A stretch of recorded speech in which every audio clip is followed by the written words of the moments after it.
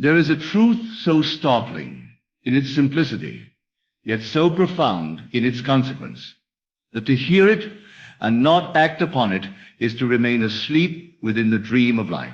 That truth is this: you are already what you want to be. There is nothing to attain, nothing to reach for, nothing to struggle toward. All that you desire, all that you yearn for, all that seems distant and far off, is already yours, if you would but accept it. I tell you not as one who speculates, but as one who knows. I have manifested, and I continue to manifest, anything I want, not through effort, not through toil, not through manipulation of outer circumstances, but through the simple divine act of assumption. When I speak of manifestation, I do not speak as the world speaks. I do not refer to mere wishes or idle daydreams. I do not mean the half-hearted affirmations repeated without conviction. No, I speak of an inner certainty, a knowing, a possession in consciousness that precedes its expression in the visible world. The world is yourself pushed out. What you see,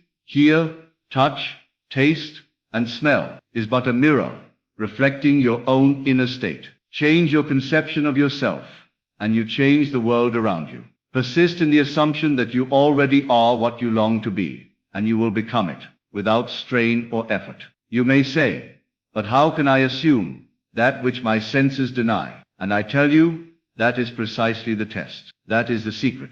Your senses will always report what has been assumed in the past. They echo yesterday's thoughts, yesterday's beliefs. To create a new tomorrow, you must ignore the evidence of the senses and dwell in the invisible. The invisible is the cause, the visible, the effect. To live by the senses is to live in bondage. But to live by faith, faith in your imagination, faith in the unseen, is to walk as a creator in the kingdom of heaven. When I want to manifest something, I do not ask whether it is possible. I do not consider whether I deserve it. I do not wonder whether the means will appear. I simply close my eyes and assume the feeling of the wish fulfilled. I clothe myself in the state I desire. I breathe it in. I feel it so naturally, so vividly, that I forget I was ever anything else. I do not wait for confirmation. I do not seek signs. I walk in that state as though it were already mine, because it is. There is no power outside of my own imagination, and imagination fused with feeling is the secret of creation. Some ask,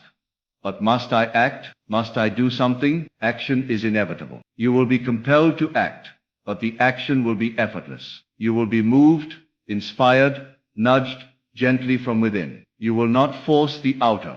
You will simply respond to an inner compulsion, a natural unfolding. The action will be the bridge between the invisible assumption and its visible fulfillment. But the assumption comes first. The feeling comes first. Always, I have tested this principle in every area of life. I have assumed wealth, and it came. I have assumed love, and it appeared. I have assumed health, and the body was renewed. I have assumed success, and doors opened where there were none. In every instance, the process was the same.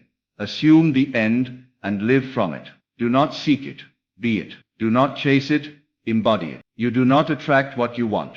You attract what you are. To become the thing desired, inwardly, is to magnetize it into your world. This is not a matter of positive thinking, nor of effortful striving. It is a matter of identity. You must become, in imagination, the one who already has. This is not fantasy. It is the highest realism, for imagination is reality itself. The outer world is but the echo of the inner world. Change the inner, and the outer must follow. It has no choice. It is law. When I wanted to experience abundance, I did not beg the heavens for favor. I did not look to the economy, or to circumstance, or to the goodwill of others. I simply imagined what it would feel like to be abundantly supplied. I imagined myself in the possession of all I desired. I imagined the feeling of freedom, of ease, of generosity. I felt it as real as now, and in that assumption I dwelled. I returned to it again and again, not to force it, but to enjoy it.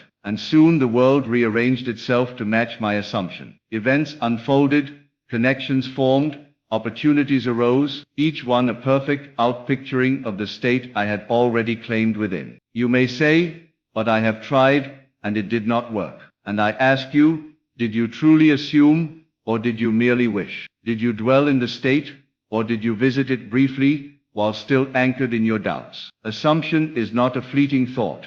It is a dwelling place. It is the new home of your identity. To assume a new state is to leave behind the old. You cannot serve two masters. You cannot claim abundance while feeling lack. You cannot claim love while feeling unworthy. The outer may not change immediately, but the inner must remain firm. Hold fast to your assumption, and it will harden into fact. There is a power in stillness, a creative potency in silence. When I assume the end, I do not look around for signs. I do not check the progress of the seed I planted. I rest. I trust. I know. The assumption, once accepted, becomes a seed that must bear fruit. Its fulfillment is inevitable. You do not need to know how it will come.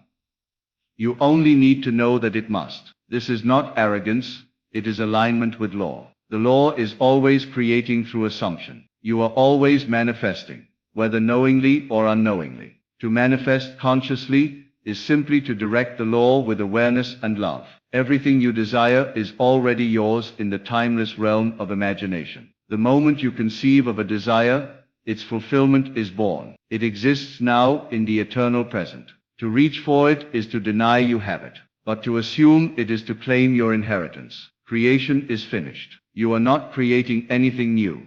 You are selecting that which already is. Every possible reality exists, and you move through them by the assumptions you hold to be true. When I wanted to manifest a specific outcome, I would ask myself, how would I feel if it were true? And then I would enter that feeling. I would breathe it. I would walk as that version of myself. I would speak from that place, act from that place, think from that place. And when doubts came, as they sometimes do, I would return to the state. I would reaffirm it, not by force, but by love. I would gently remind myself, it is done. The inner dialogue would shift. I no longer asked if or when. It was already so. And that change of inner speech was the turning point. Many confuse repetition with faith. They repeat affirmations without conviction and wonder why nothing happens. But the power lies not in the words, but in the feeling behind them. One moment of true assumption is worth more than hours of mechanical affirmation. Feel it real. That is the key. Imagine the scene that implies your wish is fulfilled, and enter it with all your senses. See it, hear it, touch it. Most of all, feel it. Feel the satisfaction, the joy, the gratitude. And then let it go, knowing it is done. You are not at the mercy of fate. You are the operant power. Nothing comes to you uninvited. Everything in your world is there because you have, consciously or unconsciously, assumed it into being. There is no one to change but self. Do not try to change others. Do not try to manipulate the world. Change your concept of yourself, and the world will mirror it effortlessly. If you want love, be love. If you want respect, respect yourself. If you want success, feel successful now. The feeling makes the difference, always. When you persist in an assumption, the outer must conform. There is no exception. The law does not sleep. The world may shake, circumstances may seem uncooperative.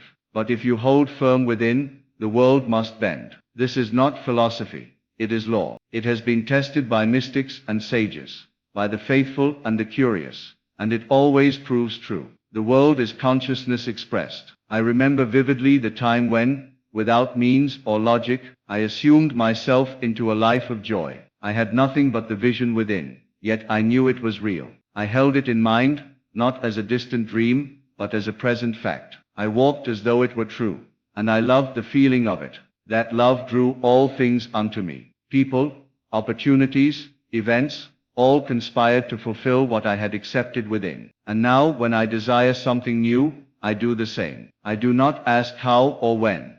I ask, who must I be to experience this? And then I become it in imagination. I step into that identity, and all else follows. You may say, but I am afraid to believe. What if I am wrong? And I say, dare to believe. Dare to assume the best of yourself. What do you have to lose? The only thing you risk is the old you. To assume a higher state is to die to the lesser. But that death is glorious, for it brings resurrection. You are not bound by your past. You are not defined by your circumstances. You are only ever defined by the state you occupy now. Occupy the state of your desire, and let the past fall away. It has no power here. This is how I manifest anything I want. I become it within. I see the world from it, not toward it. I live in the end, not the means. I trust the unseen more than the seen, the invisible more than the visible. I make imagination my dwelling place, and I rest in the knowing that it is already done. I do not ask whether I am worthy.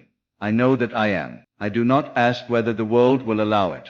I know that it must. For I and my imagination are one, and all things are possible to the one who believes. So I say to you now, what do you want? Not in the sense of longing, but in the sense of knowing. What reality would you claim if you knew it could not fail? Claim it now. Feel it real. Assume its truth.